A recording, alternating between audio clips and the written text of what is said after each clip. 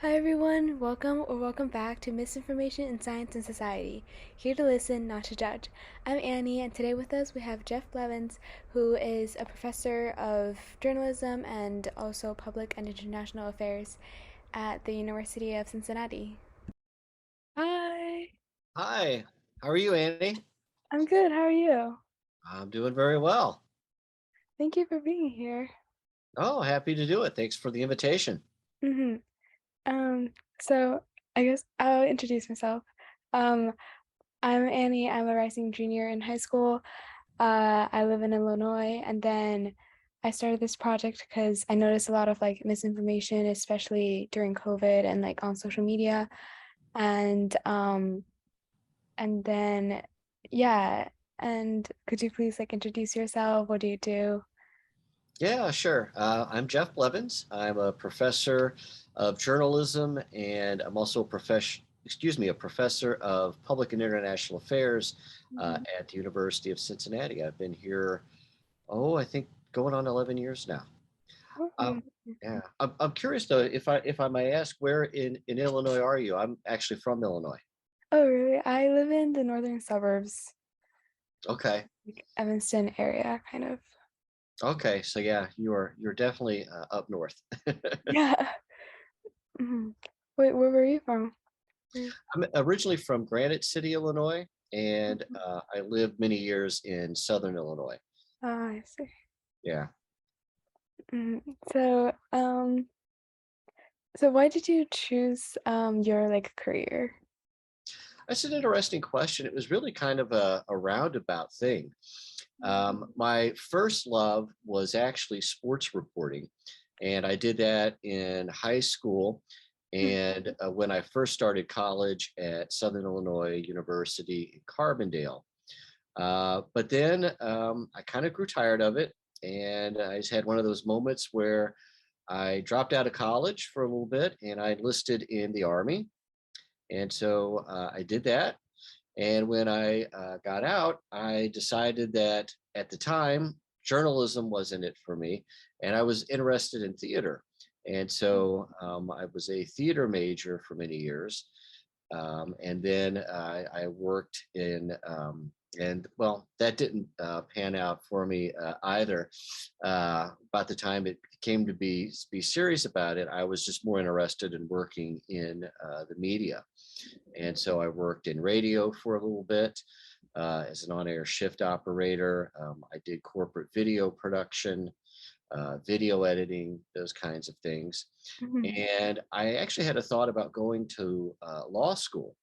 And since I was such a kind of mediocre undergraduate student, I was hesitant about taking out, student loans for law school. And so I decided to try a master's program just to make sure that I was cut out for graduate education. Mhm. And I took a class in research methods and theory, and it changed my life. I figured out that I didn't want to do law, I didn't want to do theater, that I wanted to research media. And so then I decided to pursue a doctorate and seek a career in higher ed. Mm, that's really interesting. So what's like your favorite part of like what you do right now? I really like working with students, and I love seeing young people be successful. Uh, Hmm. and so, where I'm at, even though it's a Research One university, it's very undergraduate focused. Certainly, our program is in journalism. And so, when I see student successes, though they feel like, mine, and I really like, being a part of that, seeing people, become interested in journalism. I love seeing them going out and having successful careers. Hmm. That's probably the most fulfilling thing. And then I really do like doing research. That has been a lot of fun as well. And if you can get paid for what you like to do, that's a pretty good thing. Yeah, yeah. I think it's pretty cool that you like kind of tried a lot of different, like really different stuff, but then now you really like what you do. So that's pretty cool. Um, Yeah. So, why do you think, oh, I saw your like quote in your like email signature. Like what is harder, knowing the truth or finding it, telling what's being believed. I think that's pretty interesting. Could you like talk a little more about that? Maybe. Yeah, sure. The truth is, it's really kind of an elusive concept. Mm-hmm. And it's more elusive when we don't have a common set of methods or rationales, to determine what it is, and that has become even more so now in our environment online with social media. I think we really are kind of facing a knowledge crisis. There is so much information out there, but rarely is it vetted and verified, at least by some common instruments that we could maybe disagree on how we felt about that truth, but you know there is a nonetheless a truth that we all have to accept. And I picked that quote out of one of my favorite books by Scott Turow, Presumed Innocent. It was a popular film. I think it came out in like 1990. And just about generally speaking, the difficulty of being right about something but being believed in that. And I think that's something useful for journalists to keep in mind these days as well. um, Journalists have have a bad reputation, I think, it's kind of unfairly these days, because since everyone has access to social media, I think everyone tends to think of themselves as their own journalist now. Whereas journalism training, you're embedded with, a certainly a skill set, but also an ethical, a set of ethics that are ground into your work, or at least should be. And I think that's really absent today. Mm, yeah. So, so I think, would you say there's a lot of, so you would say there's like misinformation in your field? How do people in the field like try to tackle or like avoid misinformation? Yeah, well, it has been a problem for journalists, and some hand legitimately so. When if you're thinking about, we've had some journalists at prominent media outlets who fabricated stories. I'm thinking like the obvious cases like Jason Blair, um, Stephen Glass from about 20 years ago or so. And a lot of journalists, I think, are unfairly maligned, by that. Former President Trump wasn't helpful. His campaign, was built on a lot of distrust of the news media, and what he called fake news. Mhm. And the term fake news has actually been around prior to former President Trump. Um, Media researchers, we used to use that term to describe shows like The Daily Show with Jon Stewart going back a while, which everyone knew it wasn't a real news program and that Jon Stewart wasn't a journalist, but it was like, oh, it's like a fake, it's a pretend news program. And for me, the term fake news really means that it's someone that's trying to pass themselves off as legitimate. And we saw a lot of that particularly during 2016. But that doesn't mean that former President Trump's, term fake news is without merit either. He was tapping into what a lot of people, I think, have come to feel about um, news media, particularly cable news. And I'm thinking about CNN, MSNBC, Fox News, kind of the big three cable news networks. Well, if you look at their primetime programming, it's opinion. It's a show host who's talking to pundits, and they're giving their take, their spin on news of the day. That's very different than local broadcast news or documentary style Mhm. news. And I think, unfortunately, when people hear the term journalist or news media, that's what they think of. So he wasn't, completely off base with that. So, well, getting back then to the second part of your question, what do we as journalists do about that? Mhm. Well, certainly, we really have to mind our P's and Q's and be very careful about sharing opinion. For instance, on social media, where that has certainly been a slippery slope Mhm. for a lot of journalists. But in many ways, I don't think that there's a lot that journalists can legitimately do about it. There was a Pew Center study. It was about 3 or 4 years ago, but I Mhm. thought it was really interesting.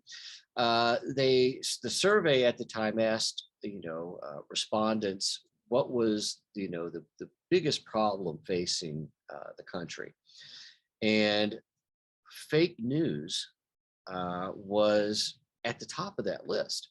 It surpassed typical hot button issues like taxes, healthcare, your typical pocketbook issues, the economy, those kinds of things. It was even rated as a bigger problem than immigration. The respondents also blamed politicians for the fake news crisis, Mhm. but the kicker was they expected journalists to fix it.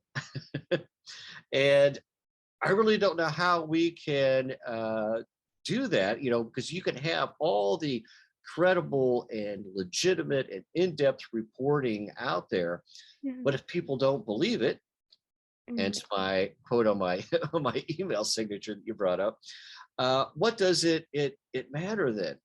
And Mhm. so I think it's time that we kind of throw it back a little bit on audiences. And at what point do news audiences, social media audiences, take more responsibility for the information that they consume? If for instance, if we think of information as a diet, if we think about it as do we eat our vegetables or dessert or whatever it is, or just whatever it is that we decide to consume, well, there's only one person that can ultimately be responsible for that.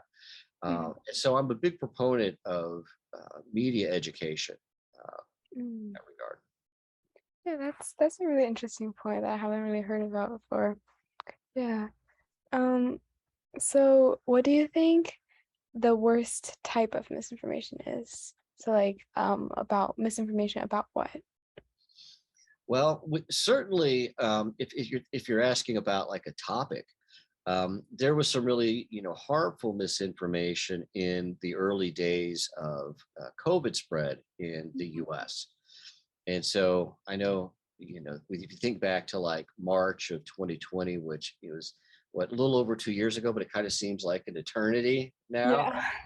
Uh, there was a lot of misinformation about cures or treatments. And so I'm thinking, of course, of hydroxychloroquine. It was actually originally suggested by a couple of marginal QAnon conspiracy theorists, but it picked up a lot of traction when then President Trump had retweeted it and was a proponent for it. And he had a lot of credibility. There were doctors that were prescribing it, and it wasn't that hydroxychloroquine was completely useless. The truth is nobody knew at Mhm. that point, where whether or not it was effective, but it was harmful in two ways. There were people who needed that medication, who were having a difficulty getting it. People, if either they had malaria or lupus, I believe that is something that's prescribed for those illnesses. Mhm. And there were people who were taking other variants of the drug. There was a person who died as a result of it. Some people who were, critically ill from that. Another, kind of related piece of misinformation at the time, not hydroxychloroquine, was that African Americans were somehow immune to the COVID virus, which of course wasn't true. Mhm. But that spread, and it encouraged unsafe behaviors in certain communities. So when it's about health issues, it can be really dangerous. Mm. Yeah, I agree. Um, so like journalism can both be like online and like just like paper, like newspaper. So like what do you think about the invention of like technology and that and the impact on misinformation and the invention of technology and its impact on misinformation? Yeah, it's a really good question, Annie. And I would say it's been both a blessing and a curse. Because on Hmm. one hand, we have more tools now to do journalism with than we ever had, before. We Hmm. have, portable cameras that take really good pictures. We can, capture live video. We can live stream events, and so it's lowered the cost of doing journalism, if you will. And even social media and other web-based internet technologies helps us to to distribute it, if you will. It empowers more of us. I wouldn't say to be journalists, but I would say to be our own storytellers. And so to do the kind of policing of government, that you can live stream a town hall meeting, a school council meeting, if police are abusing their authority, well, you can live stream that. We've seen several cases where Hmm. that has been instrumental.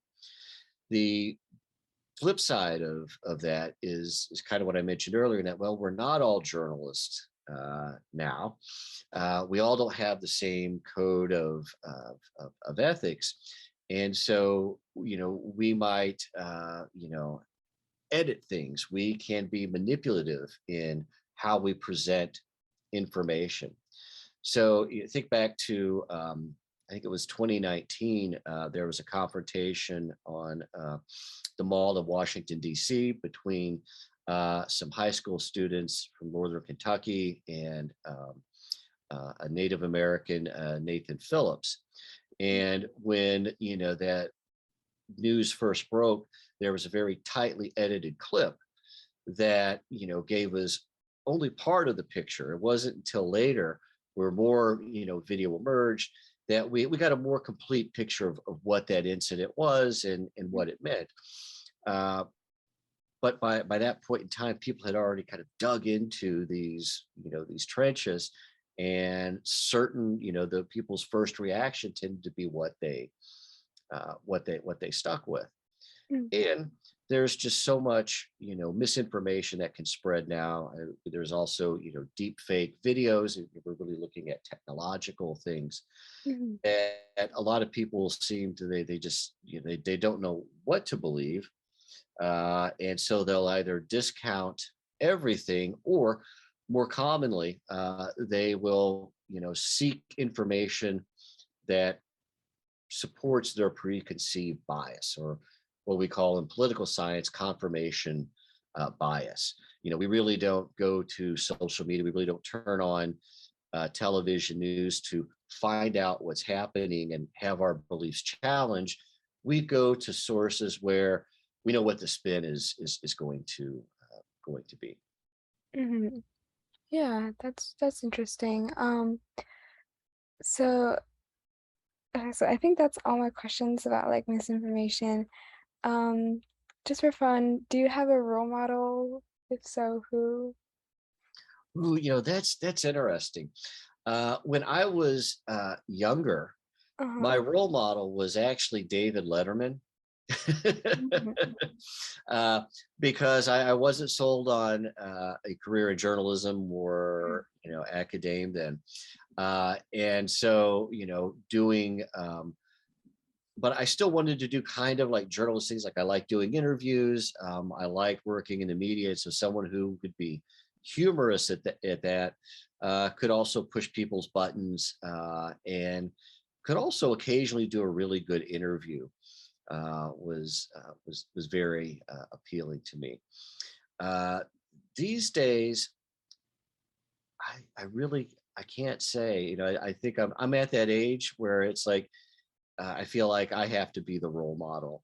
Mhm. It's like I have to be the example that I want to see. So Yeah, that's a good like mindset, I think.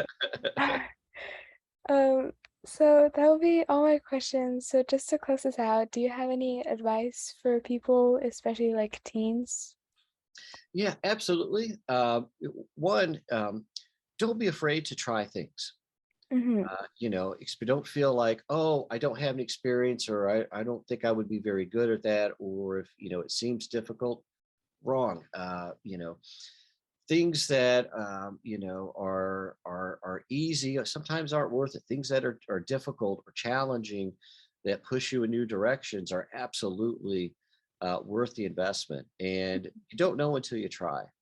I see this is one of the things I see most commonly in undergraduates that I work with, and I teach a lot of classes where it's not just journalism majors. It's I teach some classes that are open credit for lots of majors, Uh-huh. but young people tend to sell themselves short, and it's like no, put yourself out there, and also don't regret some of the life experiences that you have.